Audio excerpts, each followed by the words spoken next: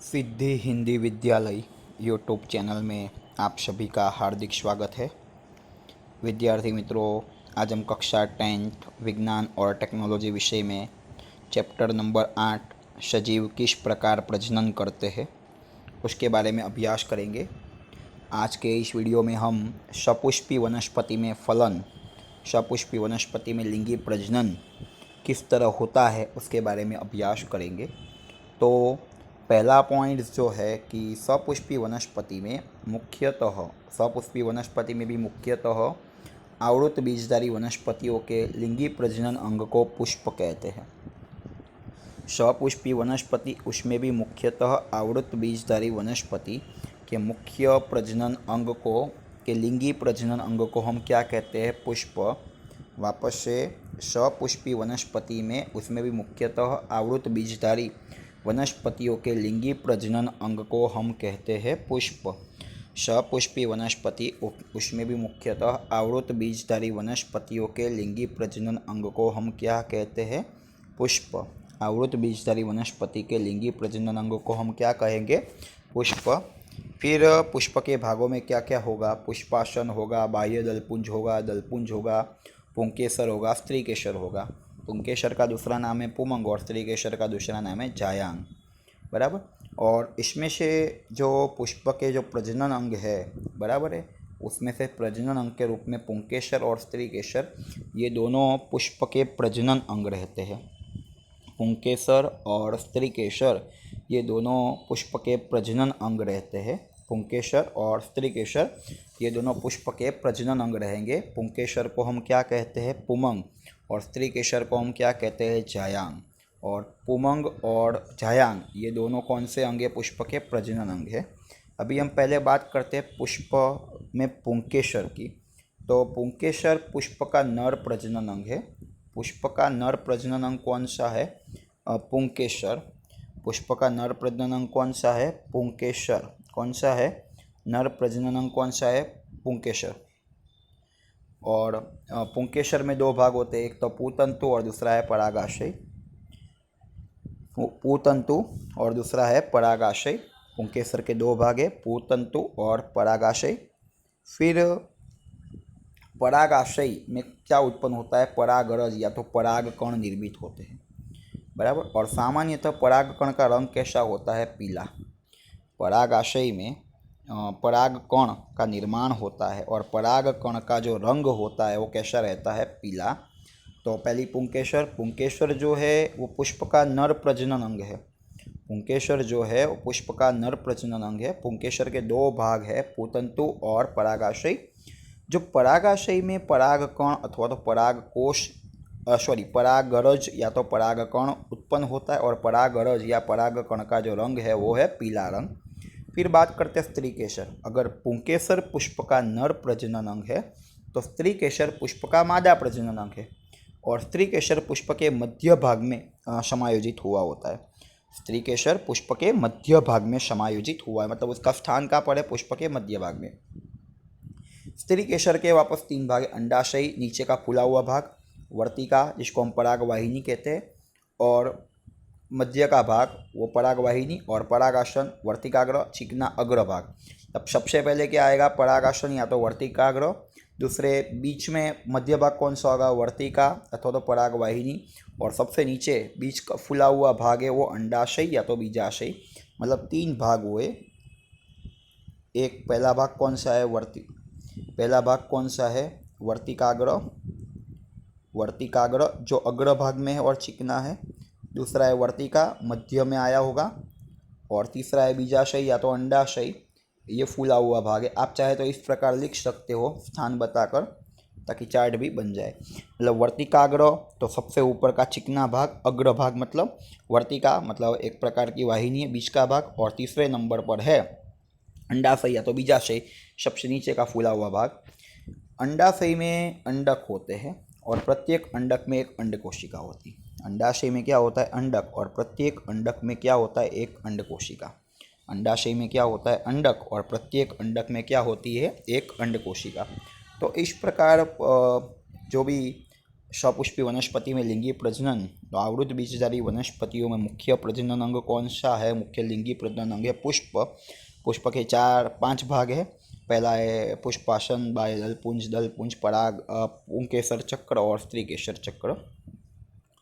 पुंकेसर को हम पुमंग कहते हैं, स्त्रीकेसर को हम झायांग कहते हैं। जो पुंकेसर है वो पुष्प का नर प्रजनन अंग है, स्त्रीकेसर है वो पुष्प का मादा प्रजनन अंग है। पुंकेसर में वापस 2 लाइन, पुंकेसर पुष्प का नर प्रजनन अंग है और पुंकेसर के 2 भाग है, एक पुतंतु और दूसरा है परागाशयी। परागाशयी परागरज या तो परागकण का निर्माण करता है और परागकण सामान्यतः पीले रंग के होते हैं। स्त्रीकेसर पुष्प का मादा प्रजनन अंग है। स्त्रीकेसर के वापस 3 भाग है, वर्तिकाग्र जो अग्र भाग में चिकना भाग है, फिर वर्तिका बीच का भाग और अंडाशय या तो बीजाशय सबसे नीचे का फूला हुआ भाग, और प्रत्येक अंडाशय में अंडक होते हैं और अंडक में एक अंडकोशिका होती है। तो ये हुआ सपुष्पी वनस्पति में लिंगी प्रजनन। अभी प्रजनन भागों के आधार पर पुष्प के प्रकार। पुष्प के 2 प्रकार है, एक लिंगी पुष्प और द्विलिंगी पुष्प। द्विलिंगी को हम उभयलिंगी भी कह सकते हैं, द्विलिंगी को हम उभयलिंगी पुष्प भी कह सकते हैं। बच्चों यहाँ पर थोड़ा बहुत लिखा हुआ नहीं है। जब पुष्प में मैं बोलता जा रहा हूँ उस प्रकार आप ऐड करते ही जाइएगा। जब पुष्प में पुंकेसर अथवा स्त्रीकेसर, जब पुष्प में पुंकेसर अथवा स्त्रीकेसर हो तो वैसे पुष्प को हम एक लिंगी पुष्प कहते हैं। उदाहरण है पपीता, वाटरमेलन भी हम दूसरा उदाहरण है। मतलब या तो पुंकेसर होगा या तो स्त्रीकेसर होगा। और जिस पुष्प में पुंकेसर और स्त्रीकेसर दोनों उपस्थित हो वैसे पुष्प को हम द्विलिंगी या तो उभयलिंगी पुष्प कहते हैं। मतलब 2 में से कोई भी एक हो तो एक लिंगी, और दोनों अवेलेबल हो, दोनों ही हो, पुंकेसर भी हो और स्त्रीकेसर भी हो, तो उसको द्विलिंगी पुष्प कहते हैं। द्विलिंगी पुष्प के उदाहरण में जासूद, राई और धतूरा। फिर परागण की परिभाषा हम बोलेंगे, पर पहले हम थोड़ी बहुत परागकण कहाँ उत्पन्न होते देख लेते हैं। पुंकेसर के परागाशय में परागकण उत्पन्न होते हैं, जबकि स्त्रीकेसर के अंडाशय के अंडक में मादा जन्यु उत्पन्न होते हैं। ये हमने बोल दिया है आगे।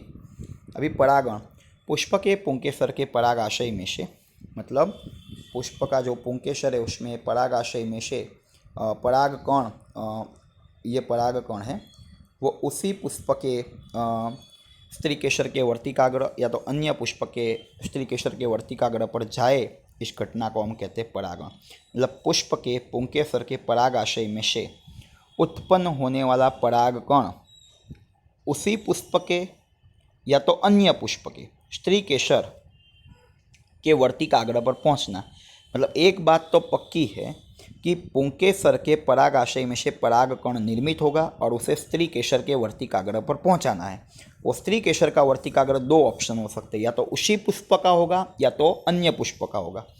पुष्प के पुंकेसर का परागाशय में उत्पन्न होने वाला परागकण कहाँ जाएगा? स्त्रीकेसर के वर्तिकाग्र पर, और स्त्रीकेसर का वर्तिकाग्र वही पुष्प का होगा या तो अन्य पुष्प का होगा।